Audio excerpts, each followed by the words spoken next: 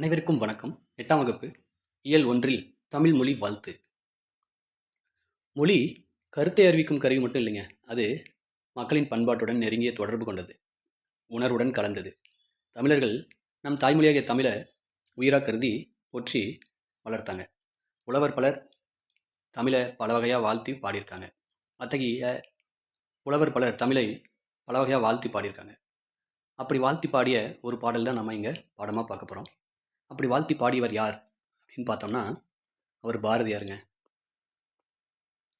பாரதியார் கவிஞர், எழுத்தாளர், இதழாளர், சமூக சீர்திருத்த சிந்தனையாளர், விடுதலை போராட்ட வீரர் என பன்முக ஆற்றல் கொண்டவருங்க. இவருடைய இயற்பெயர் சி சுப்பிரமணியன் அப்படின்றது அவருடைய இயற்பெயர். பாரதியார் என்பது அவர் வாங்கிய பட்டம்.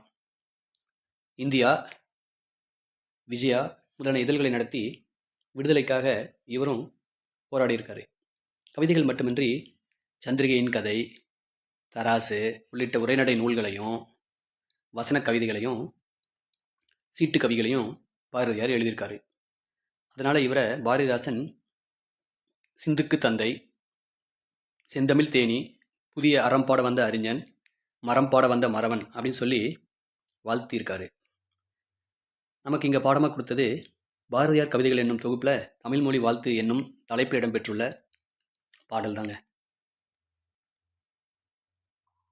வாழ்க நிரந்தரம் வாழ்க தமிழ் மொழி வாழிய வாழியவே, வானம் மழந்தது அனைத்து மலர்ந்திடு வன்மொழி வாழியவே, ஏழ்கடல் வைப்பினும் தன் மனம் வீசி இசை கொண்டு வாழியவே, எங்கள் தமிழ் மொழி என்றென்றும் வாழியவே, சூழ்களி நீங்க தமிழ் மொழி ஓங்க துலங்குக வையகமே, தொல்லை வினைதரு தொல்லை அகன்று சுடர்க தமிழ்நாடே, வாழ்க தமிழ் மொழி வாழ்க தமிழ் மொழி வாழ்க தமிழ் மொழியே, வானம் அறிந்ததனைத்தும் அறிந்து வளர்மொழி வாழியவே என்று பாரதியார் பாடியிருக்காருங்க. நிரந்தரம் என்றால் காலம் முழுமையும் என்று பொருள். வைப்பு நிலப்பகுதி. சூழ்களி சூழ்ந்துள்ள அறியாமை இருள். வன்மொழி வளம் மிக்க மொழி. இசை என்றால் புகழ் என்று பொருள். தொல்லை பழமை துன்பம் என்று பொருள்.